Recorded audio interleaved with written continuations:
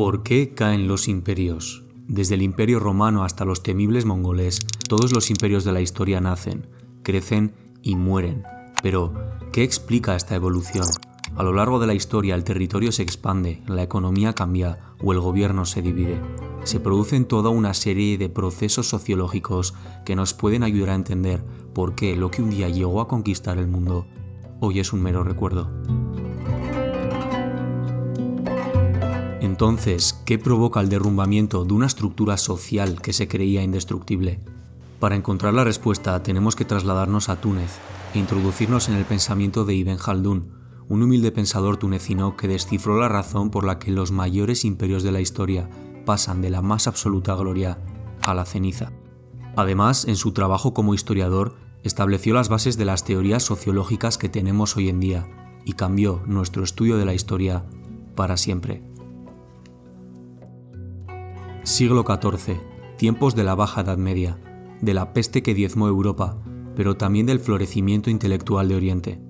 Uno de los responsables de esta edad dorada fue Ibn Jaldún, un pensador de origen andalusí que sentó las bases de la filosofía de la historia, incluso muchísimo antes de que ni siquiera se conociera como tal. Según el historiador Arnold J. Toynbee, Ibn Jaldún concibió y formuló una filosofía de la historia que es sin duda el trabajo más grande que jamás haya sido creado por una persona en ningún tiempo y en ningún país. Una de sus muchas contribuciones fue el tratar de explicar el auge y la caída de los imperios, ese germen que todas las sociedades prósperas tienen en su interior y que primero las hace florecer y luego las hace desaparecer. Esto lo resumió en el término asabiyya, y su descubrimiento sirvió no solo para cambiar la forma en la que entendemos la historia, sino para explicar la evolución de todos los imperios, incluso los que llegaron después de él. Ahora bien, la asabiyya solo puede entenderse en el contexto de una vida en sociedad. Los imperios no dejan de ser comunidades muy prósperas que un día fueron simples ciudades. Estas uniones se fortalecen por medio de la asabiyya, y basándose en esta teoría, Ibn Jaldún desarrollaría una filosofía de la historia que determina por qué algunas comunidades llegan a ser imperios y cómo y por qué esos imperios se descomponen. Este videoensayo tratará de explorar en mayor profundidad este concepto de asabiyya, analizando su presencia en los mayores imperios de la historia y el rol que ocupa en la forma de entender los ciclos históricos. Pero como dijo Aristóteles, el ser humano es un animal social, algo en lo que coincidía sin duda Ibn Jaldún. Estos ciclos históricos no se entienden sin su gente, así que para comprender qué es lo que rompe estas uniones sociales, primero tenemos que analizar qué es lo que las forma. Trasladémonos a la antigua Grecia para entender cómo surgen los imperios. Eso sí, hay que tomar este ejemplo con pinzas. Grecia no fue un imperio como tal, ya que estaba formada por más de 1000 ciudades-estado. Ciudades como Atenas, Corinto o Esparta eran unidades de gobierno independientes, que tenían sus propias reglas. Aún así, este ejemplo nos puede servir para entender cómo se forman los imperios y cómo se organiza el ser humano. Imagina por un momento que vives en Tebas, una pequeña isla del archipiélago griego en el siglo IV a.C. En ese momento, Esparta tenía la hegemonía absoluta del mar Egeo, pero el comandante tebano tenía otras aspiraciones. Años atrás, tras las guerras médicas, se estableció la Liga del Peloponeso, comandada por los espartanos. Esto permitió vivir un periodo de paz y prosperidad entre los siglos V y VI a.C., pero que llegó a su fin en la batalla de Leuctra. Allí, el comandante Epaminondas derrotó a Esparta, situando a su isla Tebas en lo más alto del poder griego. Aquí encontramos entonces la primera razón por la que surgen los imperios. ¿Qué distingue a una ciudad de un imperio? ¿Cómo se pasa de una simple comunidad a la gloria política? Pues bien, cuando una ciudad llega a su límite económico y social, se expande. Para ello, busca conquistar a vecinos que no tengan un gobierno tan desarrollado, tanto militar como socialmente. Poco a poco, la ciudad comienza a crecer por medio de la violencia, a costa, eso sí, de los vecinos menos desarrollados. Por ejemplo, esto es algo que también llevó a cabo Gengis Khan en su conquista de Europa, pero es algo que veremos más adelante. Ahora bien, conforme crece una comunidad, las relaciones de convivencia se vuelven más complejas. Se hace entonces necesario un conjunto de principios que controlen esas relaciones. ¿Qué es lo que determina estas relaciones? ¿Qué es lo que nos hace convivir? Ibn Jaldún lo explicó con la asabiyya, pero también hay otras teorías. Según la recompensa o el perjuicio que nos puedan traer según qué actos, los seres humanos modifican sus acciones. Según esta concepción, las personas se comportan como lo hacen en función de maximizar su utilidad, es decir, de obtener el máximo beneficio y la menor pérdida de cada acción que emprenden. Y son estos motivos privados los que regulan la vida en comunidad e indirectamente traen beneficios públicos. El filósofo escocés Adam Smith lo explicó de esta manera: no es por la benevolencia del carnicero, del cervecero y del panadero que podemos contar con nuestra cena, sino por su propio interés personal. En otras palabras, el carnicero no nos atiende amablemente por su forma de ser, sino porque así puede llevar dinero a cambio a su familia. Esta forma de actuar más tarde se acuñó con el nombre de teoría de la elección racional, y es la base del comportamiento social y económico. Según esta corriente, los individuos prefieren más de lo bueno y menos de lo malo, por lo que maximizan sus comportamientos positivos y reprimen los negativos. Pero la historia está plagada de comportamientos difíciles de explicar únicamente desde el interés personal. Por dar un ejemplo, la Primera Guerra Mundial. Entre el año 1914 y 1918, 2,5 millones de británicos tomaron las armas de forma voluntaria para defender a su país. Es decir, la mitad de los combatientes ingleses no fueron soldados como tal, sino carniceros, cerveceros y panaderos. ¿Acaso tomaron esta decisión porque les proporcionaba utilidad privada? Es difícil pensar el hecho de ir a la guerra como una maximización de la utilidad, ya que la derrota supone la muerte, mientras que el beneficio de la victoria se comparte públicamente. Desde el punto de vista del interés personal, ir a la guerra es irracional. Entonces, parece ser que hay ciertos principios que no se pueden explicar solamente con teorías sociales. Hace falta algo más. ¿Cómo se explica entonces esta capacidad de sacrificio del interés personal por el bien común? Aquí es donde empezamos a entrar a explicar el término de asabiyya. Abel Jaldún nos dará una respuesta. El Magreb, lugar donde se pone el sol. Hoy, este territorio se extiende por el norte de África e incluye a Marruecos, Argelia, Túnez, Libia y Mauritania. Son 100 millones de habitantes. En el siglo XIV, esta zona transitaba un periodo de inestabilidad política. El califato almohade se había desintegrado en una serie de emiratos que guerreaban entre sí sin lograr la paz, y no conseguían ni establecer límites territoriales ni órdenes políticos duraderos. En este contexto histórico nació y creció Ibn Jaldún, españolizado como Abel Jaldún. Su familia era andalusí, concretamente de Sevilla, pero tras la toma de la ciudad a manos de Fernando III de Castilla, emigraron a Túnez en el año 1248. Dicen las leyendas que incluso su abuelo lejano era un árabe yemenita que estaba relacionado con el mismísimo profeta Mahoma, así lo cuenta en su autobiografía. Y nuestra ascendencia es de Hadramaut, de los árabes de Yemen, a través de Wail ibn Hur, el mejor de los árabes, conocido y respetado por Mahoma. Sea como fuere, Abel Jaldún pudo formarse con los mejores maestros de la ciudad, aprendió el Corán de memoria, estudió lingüística árabe, la ley sharia y la jurisprudencia. Entonces, su Túnez natal fue invadida por los bereberes merinidas. Tras huir de Sevilla y ver la caída de su ciudad en primera persona, comprendió que su vida iba a estar siempre marcada por el conflicto. Así que dedicó su tiempo a analizar la vida humana en sociedad, y en especial el ascenso y la caída de los estados. Durante 3 décadas fue un prominente funcionario público, asesorando en materia política a distintos jefes de Estado. Esta formación le sirvió para escribir su primer libro, y uno de los más importantes de la historia sobre política social, la Muqaddimah, traducida al español como La Introducción a la Historia Universal. En este libro, Abel Jaldún expone su mirada sobre los principios que ordenan la vida humana en sociedad. Es como una especie de marco de estudios sobre la vida en comunidad y teoría de la sociabilidad, que incluye desde antropología filosófica hasta filosofía política. Sorprende porque son disciplinas aún inexistentes en aquel entonces. Abel Jaldún definió su teoría de la asabiyya basándose en los principios del desierto. Para él, cómo está organizada la comunidad influye de forma directa en la cohesión entre sus habitantes, algo en lo que profundizaremos más adelante. Al haberse criado en tribus nómadas, la vida en este tipo de sociedades enmarca su definición de asabiyya, así que primero, veamos qué esconde el secreto del desierto. La vida en el desierto es dura. Salvo excepciones, las praderas del Sahara son demasiado pobres para posibilitar la permanencia prolongada. Entonces, los animales deben deambular para encontrar su alimento. Es decir, la supervivencia supone un conocimiento especial tanto del terreno como del tiempo atmosférico. No todo el mundo puede sobrevivir aquí. La tribu que más ha dominado esta forma de vida son los beduinos. La palabra beduino proviene del francés, que a su vez deriva del idioma árabe, badawi, que significa morador del desierto. Son de raza bereber, pero con abundante mestizaje con los sudaneses.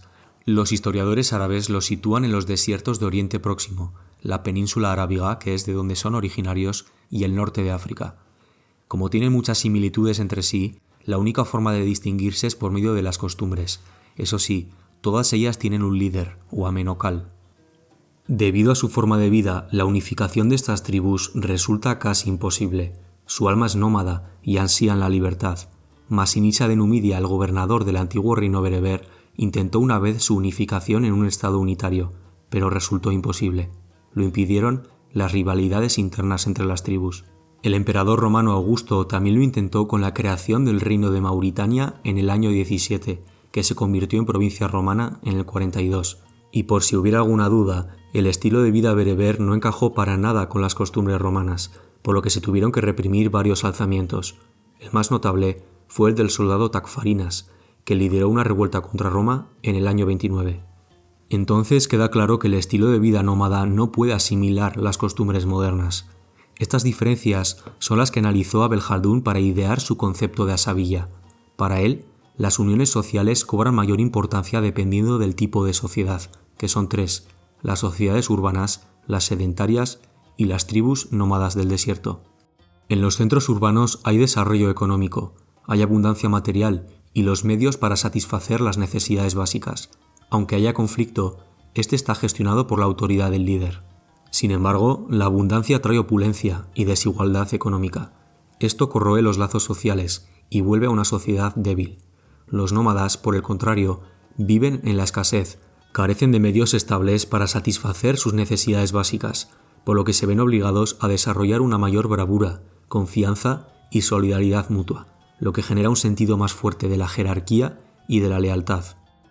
Este temple propio que cultivan, producto de la escasez del medio en el que viven, los vuelve una cultura rica en asabilla, capaz de conquistar a cualquiera, y son los sectores urbanos y desarrollados, irónicamente, los que son más propensos a la desintegración social, es decir, la escasez engrandece los lazos sociales y la abundancia los derrumba. Así son los nómadas del desierto.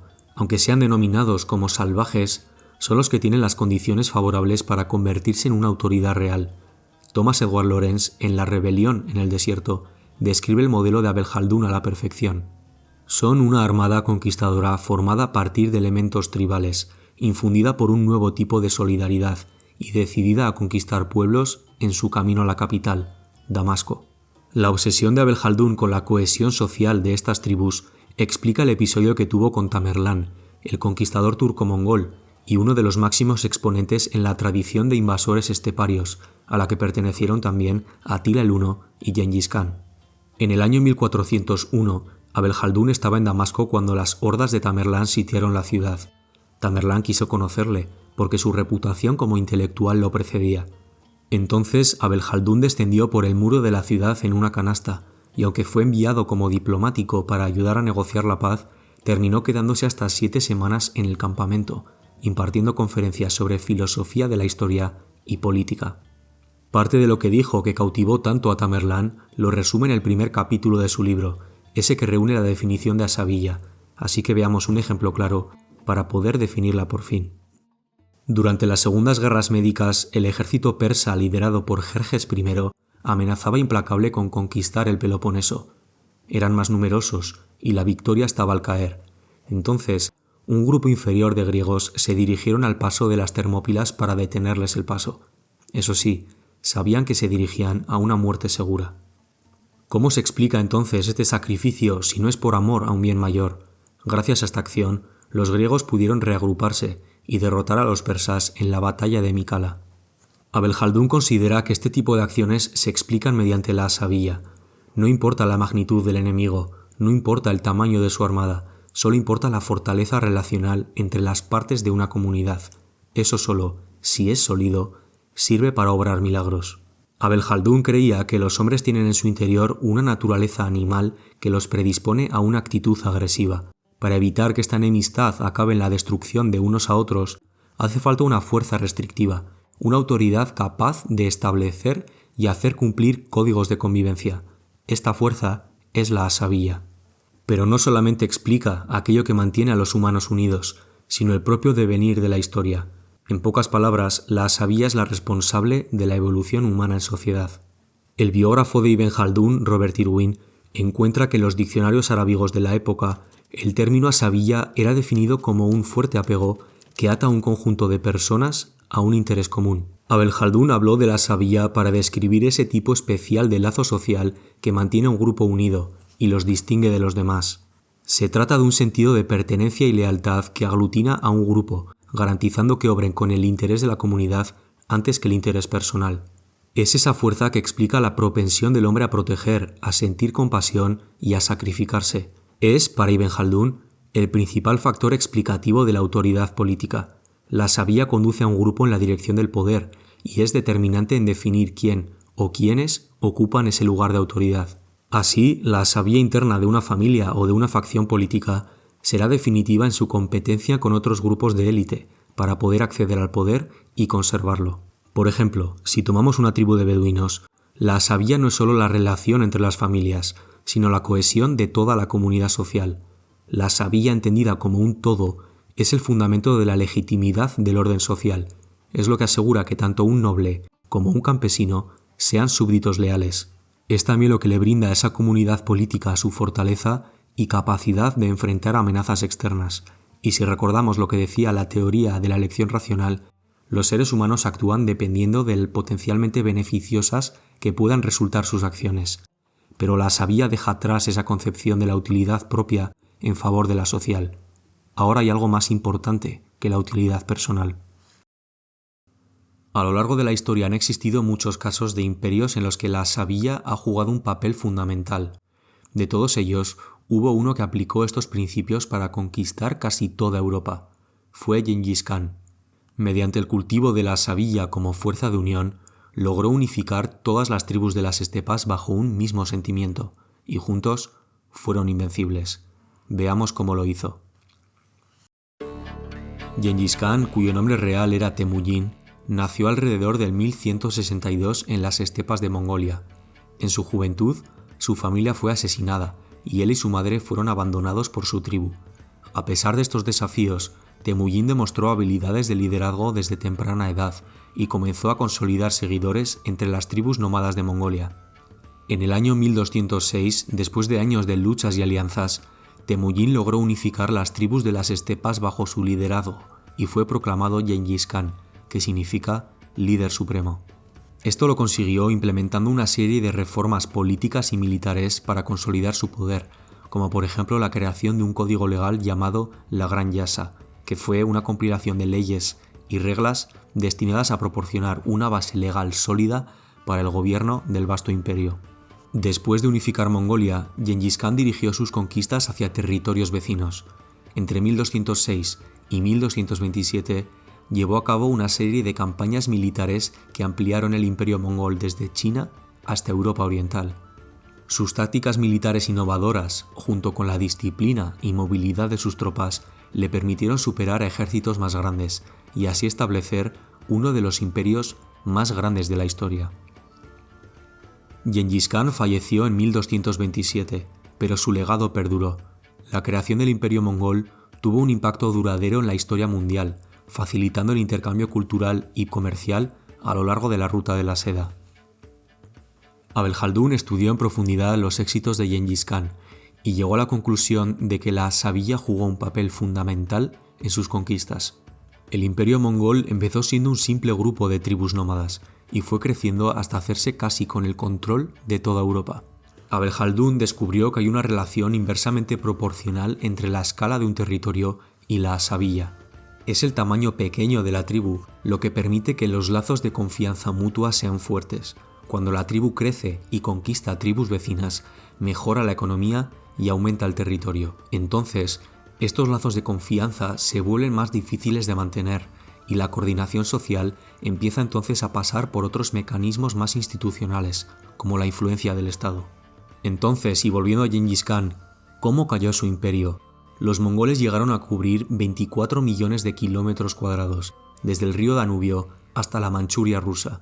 Cubrió la mayor parte de Eurasia, pero todo llega a su fin. Así que, ¿qué explica la caída de lo que un día se supuso como el mayor imperio de la historia? Los tiempos difíciles crean hombres fuertes. Los hombres fuertes crean tiempos fáciles. Los tiempos fáciles crean hombres débiles. Y los hombres débiles crean tiempos difíciles. Abel Jaldún creía que hay un orden en el desarrollo de la historia humana. Su tarea como historiador yace entonces en identificar los principios que rigen este orden, y basándose en la sabilla como principio explicativo, desarrolló una teoría de la historia que describe el crecimiento, consagración y caída de las dinastías políticas. Esta teoría de la historia se apoya en la tensión política que el propio Abel Jaldún identificaba en el Magreb entre las ciudades-estado y puede ayudar a explicar la caída de los imperios, incluido el mongol y todos los demás. La muerte de Gengis Khan en 1227 a la larga condenó el imperio que él mismo había fundado. Tras su muerte, el imperio se dividió entre sus descendientes en varios kanatos: el kanato en Persia, la Horda de Oro en Rusia, el kanato de Chagatai y la dinastía Yuan en China. Estas divisiones llevaron a conflictos internos entre los descendientes de Gengis Khan, lo que acabó por debilitar su asabilla. Abel Jaldún diría que las dinastías imperiales duran únicamente 4 generaciones. Primero, la de los conquistadores, que conocen las virtudes del desierto de primera mano. La segunda, la de sus hijos, que aprenden directamente de sus padres estos principios y valores. Tercero, la de sus nietos, que ya reciben una versión distorsionada de un tipo de vida que les es lejano y difícil de comprender. Y por último, la cuarta generación, para la cual ya no queda nada. Con cada generación, conforme se pierde de vista la cultura del desierto original, se degenera la capacidad de gestión política. Los líderes se empiezan a rodear de interesados políticos y apoyos de baja lealtad, y empiezan a ganar enemigos y contendientes. Esto es justo lo que le ocurrió a Gengis Khan. Aunque las ciudades gocen de mayores recursos para hacer la guerra, los nómadas cuentan con un mayor nivel de asabilla. Cuando un imperio crece, adopta la cultura urbana. Esto implica dejar de lado la disciplina y fortaleza que imponían las condiciones austeras del desierto. Así, la tradición, la costumbre y la misma cultura que yacen la base de las relaciones de confianza se empieza a debilitar, y este proceso se agrava de generación en generación. No se trata, sin embargo, de que el autor condene absolutamente la vida urbana. De hecho, creía que la vida civilizada trae satisfacción de las necesidades materiales, prosperidad y desarrollo. Pero sí que cree que hay una suerte de relación entre el desarrollo material por un lado y la salud cultural de un pueblo por otro, que resulta en un debilitamiento de la asabilla a lo largo de los años.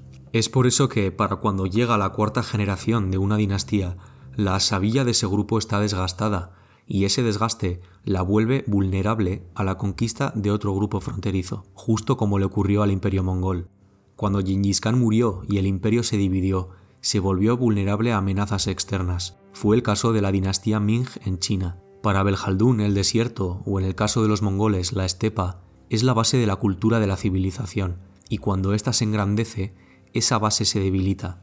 En otras palabras, son los sistemas complejos propios de vivir en sociedad los que erosionan los lazos sociales de las comunidades políticas. En la génesis del imperio están las semillas de su propia destrucción. Ahora bien, hoy en día es inevitable relacionar los principios de la asabilla con el orientalismo que vivimos actualmente. Como señala el historiador Irwin, los académicos estadounidenses tienden a ver en sus teorías un enfoque negativo del orientalismo. Sin embargo, la obra de Abel Jaldún tiene que separarse de estas intenciones. Una de las razones puede deberse al deseo de los científicos de encontrar un precursor intelectual para lo que observan hoy en día. Este tipo de culto al pasado, sin embargo, tiene sus peligros, sobre todo porque se está intentando explicar los hechos modernos con la teoría de un pensador del siglo XIV. No creo que sea ni justo ni acertado. El objetivo no es encontrar la verdad en la historia, sino usar la historia para explicar las posiciones actuales. Por ejemplo, ¿cómo se aplicarían estas percepciones de Abel Jaldún a la situación actual entre Palestina e Israel? Es indudable que estamos hablando de una zona altamente conflictiva. Es una nación de gran diversidad étnica, religiosa y social, y estos dos hechos son la gran razón por la que se ha vuelto un tema tan controvertido. A pesar de que se ha intentado conciliar la gran variedad de pueblos que conviven en la zona, ha resultado imposible. Así que no sorprende que se demuestre la validez de Abel Jaldún al afirmar que en las tierras habitadas por una multitud de tribus es difícil establecer un estado unitario. Abel Jaldún fue un sociólogo avanzado para su época, no solo porque su pensamiento estaba basado en el carácter observacional de sus obras, sino porque anticipó el determinismo cíclico histórico, que años más tarde recogerían otros sociólogos e historiadores. Años más tarde, Maquiavelo caminaría un recorrido intelectual similar al de Abel Jaldún, de consejero a filósofo político. Al escribir la historia de Florencia, propondría una concepción cíclica de la historia, en consonancia con la mirada del filósofo islámico. La virtud trae la paz engendra ociosidad, la ociosidad genera el motín, y este trae consigo la ruina, para luego comenzar el ciclo de nuevo y ver cómo de la ruina emerge nuevamente la virtud.